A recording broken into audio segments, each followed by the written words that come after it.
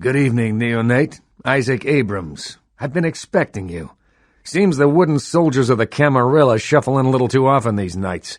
That baby-faced two-bit Prince LaCroix got something to say to me? Very courteous of you to stop by. All kindred that enter my domain are expected to introduce themselves. It may seem like an outdated formality, but it serves its purpose. LaCroix, that egotistical fop. His reach in Los Angeles far exceeds his grasp. Prince, don't make me laugh.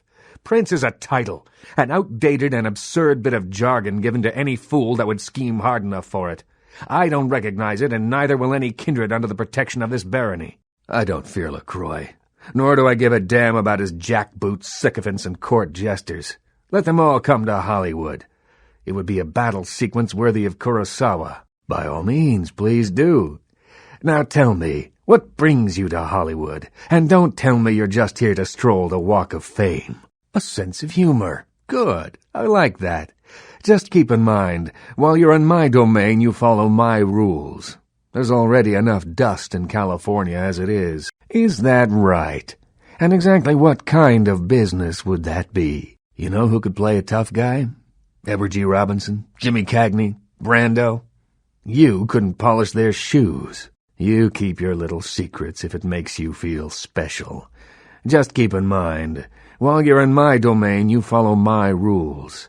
Treat Hollywood like a lady, or I'll send you back to the prince in a coffee can. Not so fast. Before you go, there is the matter of tribute. Call me old-fashioned, but this is my barony, and as is tradition, a token of respect must be paid. Young ones, so impertinent and crass. Glad to see the rebelliousness of youth lives on, but you put it away when you step in this office. Hear me out. You might enjoy this. If you're the best thing the prince has got to send my way, his run will be a short one. I've been running this town since before your grandparents learned how not to crap themselves.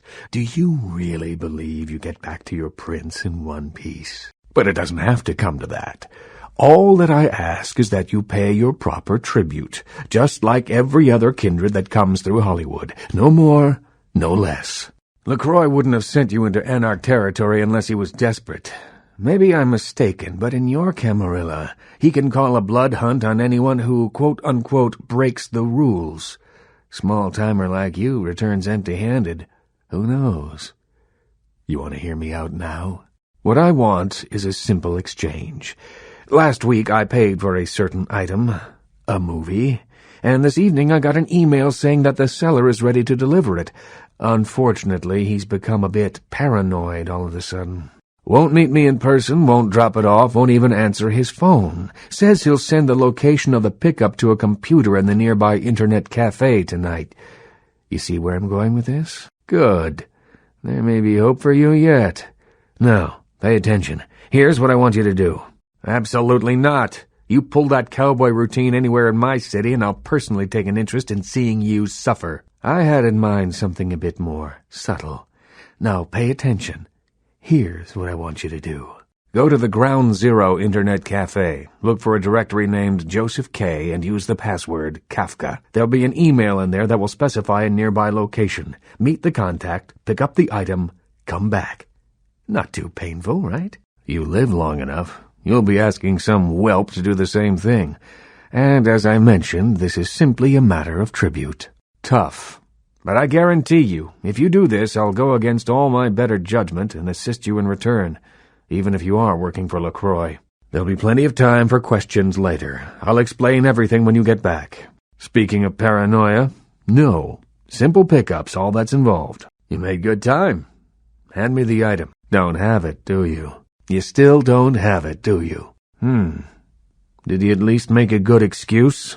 You didn't. Ginger Swan. Swan.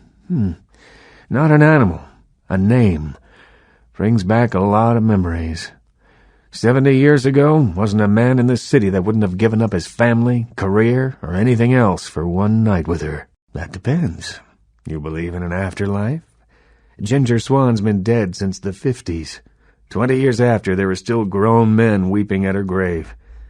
I don't know how she's relevant, but I have faith you will figure it out. I did, didn't I? Let me know when you find the item, neonate. Excuse me. Excellent.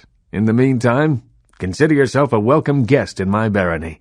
Welcome to Hollywood, the kangaroo court. It gives me the opportunity to personally welcome visitors to my domain. It also helps to establish an understanding in advance, so that there are no unfortunate accidents while they are in town. So, you've come to barter information with the sewer rats. LaCroix must really be desperate if he stooped to consorting with their kind, and asking for my help of all peoples. Perhaps. However, before we discuss how I might help you, there is the matter of tribute. This tape.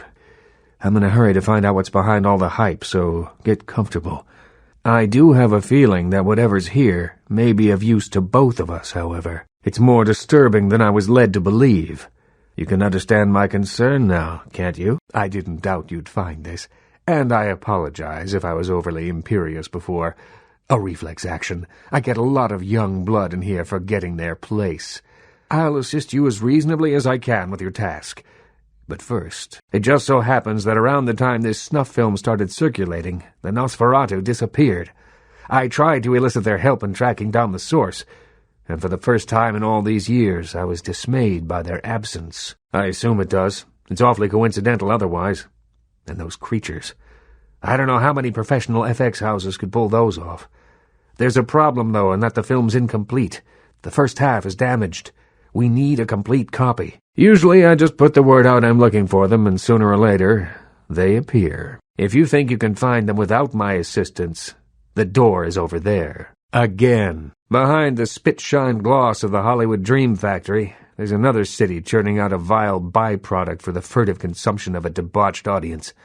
I have no doubt the film's found its way to another smut peddler. I'd ask around. Not one brick of this city's Camarilla ground, so mind your manners. That's all I ask of visitors to my streets. I get them plenty dirty when a neonate doesn't know their place. Certainly, there is something, but it involves a gargoyle. I can see that's got your attention. It's taken up residence in my beloved Asian theater. It is closed now, but that's beside the point. I sent some people to evict it, and it sent them back with a few less limbs. I can't have that monster attacking kindred in my city. It's a walking block of stone with a taste for blood. I'd suggest whatever method doesn't result in you being eviscerated. In truth, I'd rather have it as an ally, but I doubt it's going to be chatty. Here's the key for the theater. I'll leave it up to you. I'm going to forget that, because I still remember impertinence vividly. See, I'm in a position and age where I can have others take care of my nuisances for me. Want to show me up? Deal with that gargoyle. The Nosferatu? I pity them, but I loathe their presence. I deal with them when it's necessary. I know they're beneath my city somewhere, but only they know where. They respect my streets, and I keep my politics out of their sewers. But I don't trust them by any stretch of the word. The Nosferatu? I deal with them when it's necessary. They're beneath my city somewhere, and I had hoped you could tell me what happened to them. You've met VV, have you? Of all the kindred I know, she seems the most alive. She's still young, though, but nonetheless adept. She's not my child, but she's become like a daughter to me. In your lifetime, unwittingly or not, you have seen an Isaac Abrams production. As the financier of 30% of American film's top 100 movies, you must have. Being the Baron of Hollywood, I can do any project I want. Stewart, Lean, Hitchcock, Wilder, Holden, Dean, Scorsese, De Niro, and last but not least, Ash, my child. I remember some studio suit lost in time telling me the only thing they could use Bogart for was to move furniture. I make exemplary, not excremental films. The vanity of the younger generation. Just because you've got the look, I suppose you'd like the magazine covers, the internet fan sites, the billboards. Sorry to break it to you.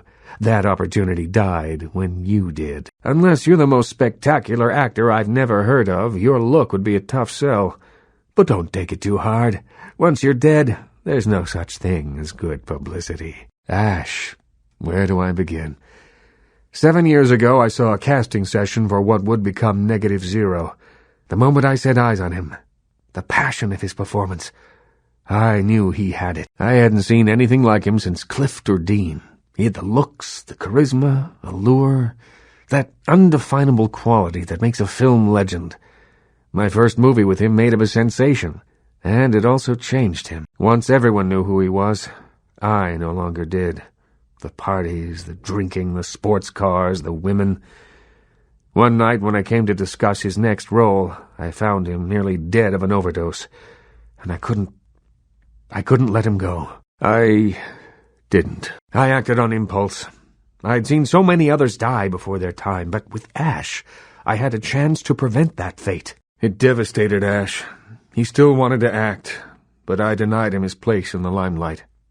He had to lie to his friends about his new lifestyle. He had to feed.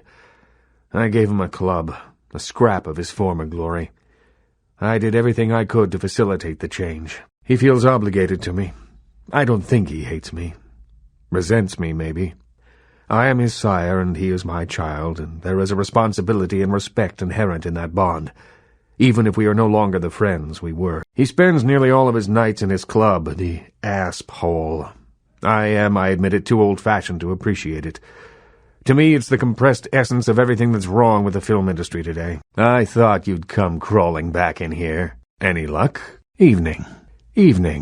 I admit, I thought you'd come back here with a stone foot lodged in your backside, but I'm glad to see you've proved otherwise.